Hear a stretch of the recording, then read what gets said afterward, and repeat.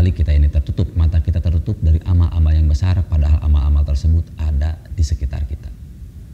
Karena kita fokus kepada amal-amal besar yang jauh dari kita.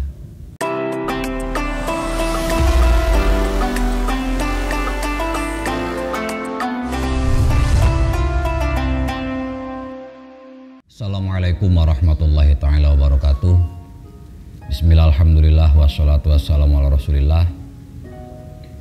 Diriwayatkan kali ini tentang kisah Abdullah bin Mubarak kembali.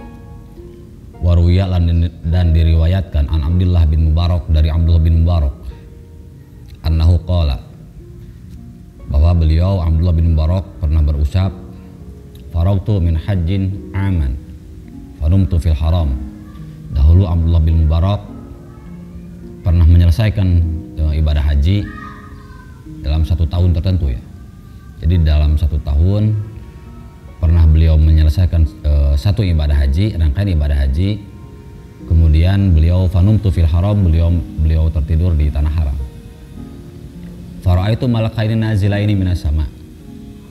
Kata Abdullah bin Mubarak, kemudian ketika saya tertidur, saya bermimpi melihat 2 malaikat yang turun dari langit.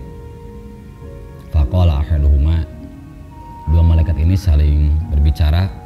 Kata salah satunya berbicara kepada yang lain, kam hajja minan nasi fi hadzal am. Berapa orang yang berhaji tahun ini? 2 malaikat ini saling ngobrol nih.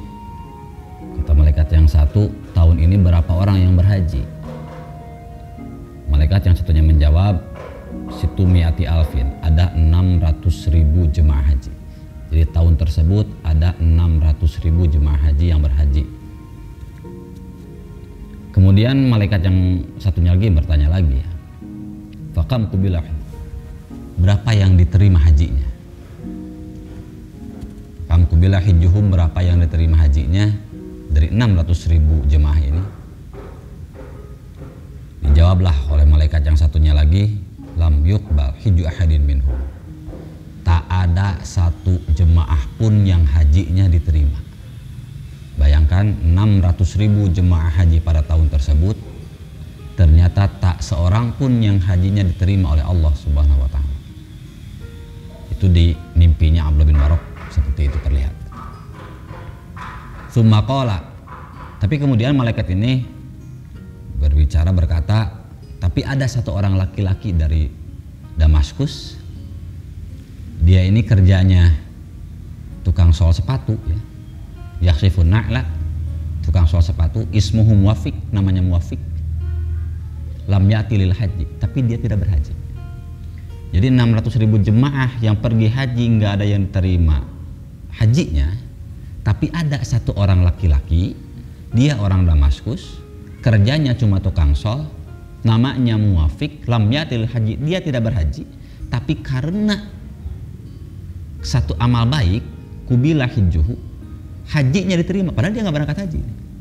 Jadi Muwafiq ini, tukang sol sepatu ini nggak berangkat haji, tapi diterima hajinya. Bahkan karena barokah dia, haji yang 600.000 orang tadi jadi diterima. Bayangkan, 600.000 orang berangkat haji ke tanah haram, semua hajinya nggak ada yang diterima. Tapi karena di tahun tersebut ada orang yang bernama Muwafiq, tukang sol sepatu, dia nggak ikut haji, nggak berangkat haji, tapi karena barokahnya dia, 600.000 yang tadinya nggak diterima jadi diterima. Begitulah mimpi yang dialami oleh Syekh Abdullah bin Mubarak. Akhirnya Syekh Abdullah bin Mubarak fantabahtu, dia langsung terbangun. Faqasadtu, langsung dia ini menuju Damaskus ya. Dimsyak, bermaksud ke Damaskus, lalu mencari orang yang bernama Muwafiq yang kerjanya adalah tukang sol sepatu. Wasaltu ila babihi, kemudian sampailah Abdullah bin Mubarak ke rumahnya Muwafiq. Kemudian keluarlah dari rumah tersebut seorang laki-laki. Kemudian saya tanya, namamu siapa? Kata Abdullah bin Mubarak. Kata laki tersebut, nama saya Muwafiq. Fakultu, kemudian Abdullah bin Mubarak berkata kepada Muwafiq ini, coba saya mau tanya, kamu ini punya kebaikan apa sih? Di tahun ini kamu punya kebaikan apa? Soalnya saya mendapati engkau mendapatkan derajat yang sangat mulia. Faqala, kemudian Muafiq ini menjawab, kuntu arju al-hajjah. Jadi begini ya Syekh Abdullah, saya ini berharap pengen melaksanakan ibadah haji. Ya sama seperti kita lah, semua kita pasti ingin bisa mendapati nisab dan nasib untuk berangkat haji. Begitupun Muafiq, kuntu arju al-hajjah, kata Muafiq, saya ini berharap sekali bisa berangkat haji, tapi wa ma'am kanani, tapi saya tidak memungkinkan untuk berangkat haji lidhaik yadi, karena keterbatasan kemampuan saya. Ya dia kerjanya hanya tukang sol sepatu. Akhirnya dia menabung. Selama 30 tahun Muafiq ini menabung dari hasil jerih payah sol sepatu. Terkumpullah pada 1 tahun tersebut 300 dirham. Akhirnya terkumpul 300 dirham, baru dia mau berangkat haji setelah menabung 30 tahun. Ketika dia mau melaksanakan atau berangkat haji pada tahun tersebut, wa kanat imro'ati hamilan, istrinya itu sedang hamil. Istrinya Muafiq ini sedang hamil, tukang sol sepatu, istrinya sedang hamil. Istrinya mencium aroma, mencium aroma makanan dari rumah tetangga. Ketika hamil mencium aroma makanan dari rumah tetangganya. Ya biasanya kalau wanita yang sedang hamil, kalau mencium makanan suka pengen ya, suka ngidam. Nah begitupun istrinya Muafiq. Beliau sedang hamil mencium makanan dari rumah tetangganya, pengen ngebat, pengen makanan tersebut. Akhirnya memaksa lah kepada Muafiq, kepada suaminya, untuk meminta makanan sedikit, makanan dari tetangganya yang sedang dimasak itu. Faqasadtu baital jari. Akhirnya Muafiq ini mendatangi tetangganya dengan tujuan, dengan maksud mau minta makanan yang sedang dimasak oleh tetangganya tersebut. Singkat cerita ya, beliau meminta karena istrinya sedang hamil, kemudian ngidam karena mencium bau makanan dari rumah ini, mau minta sedikit makanan tersebut. Tapi ternyata jawaban dari tetangganya sangat mencengangkan ya. Kata tetangganya, saya sebenarnya berat nih, menolak permintaan engkau untuk istri kamu ya berat ya. Istrinya sedang ngidam, sedang hamil, pengen makan dari rumah ini, kalau ditolak kan berat. Tapi ngasih juga nggak bisa, karena ternyata ada cerita miris di baliknya. Kata tetangganya Muafiq ini, jadi saya ini seorang ibu ya, itu seorang istri, memiliki anak-anak yatim banyak. Nah ini anak-anak yatim saya ini sudah tidak makan selama 3 hari. Jadi beliau punya anak yatim yang belum makan selama 3 hari. Akhirnya si tetangganya ini keluar, ya si ibunya ini keluar mencari makanan, menemukan ada bangkai keledai.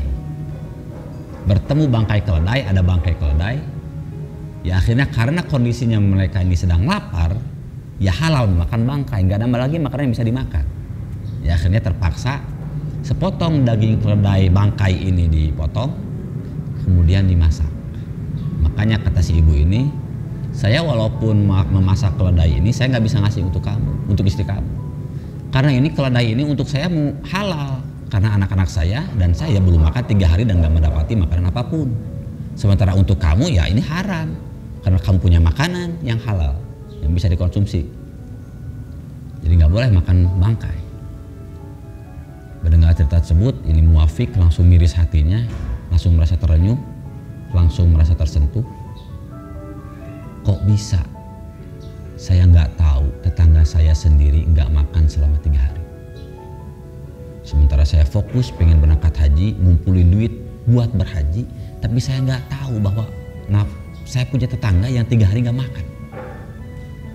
Akhirnya Muafiq ini pulang ke rumahnya, wa akhadtu as-salasami'ah, uang yang 300 dirham yang dia kumpulkan ini disedekahkan semua untuk tetangganya itu yang punya anak-anak yatim.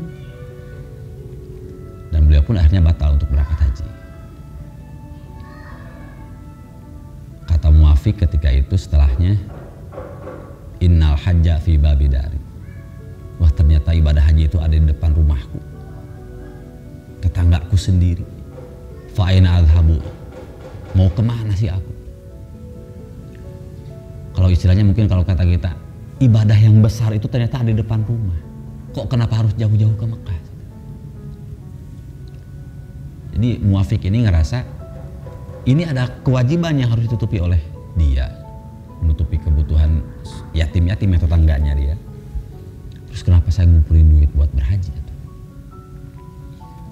Kalau dari kisah ini mungkin inti atau benang merah yang bisa kita ambil, hikmah yang bisa kita ambil atau ibarat yang bisa kita ambil adalah bukan berarti saya menghalalkan atau melarang orang untuk berhaji, bukan ya, justru berhaji kan itu kan kewajiban ya. Itu salah satu rukun Islam, hukumnya wajib ain untuk setiap orang yang mampu seumur hidup sekali wajib harus melaksanakan ibadah haji. Dan kalaupun kita belum bisa melaksanakan ibadah haji, sebisa mungkin ya kayak tingkahnya ini muafik, menabung sedikit demi sedikit bagaimana supaya kita bisa berangkat ke sana. Semoga semua kita bisa berangkat untuk berhaji, amin ya rabbal alamin. Namun yang menjadi hikmah adalah seringkali kita ini luput ya. Kita ini lupa bahwa ternyata ibadah-ibadah yang besar itu ada di dekat kita. Ibadah-ibadah yang memiliki keutamaan yang besar menurut Allah itu ternyata ada di sekeliling kita. Ya, berhaji fadilahnya sangat besar, ganjarnya amat sangat besar. Tapi kan kalau untuk kita yang mungkin belum mempunyai nasib dan nisab untuk berangkat ke sana, masih banyak kok ibadah-ibadah yang fadilahnya besar yang ada di sekeliling kita, nggak harus jauh-jauh ke sana. Kita seringkali bercita-cita kalau ibadah yang besar itu yaitu ibadah-ibadah yang keluar uangnya banyak, mendapati gelarnya bagus, orang yang tahu, orang yang mengagungkan kita kemudian menjadi banyak. Seringkali kita itu menganggap ibadah yang besar itu ya kayak gitu, padahal nggak gitu juga. Acap kali ibadah yang besar adalah ibadah yang kayak gini, menutupi kebutuhan tetangga yang membutuhkan.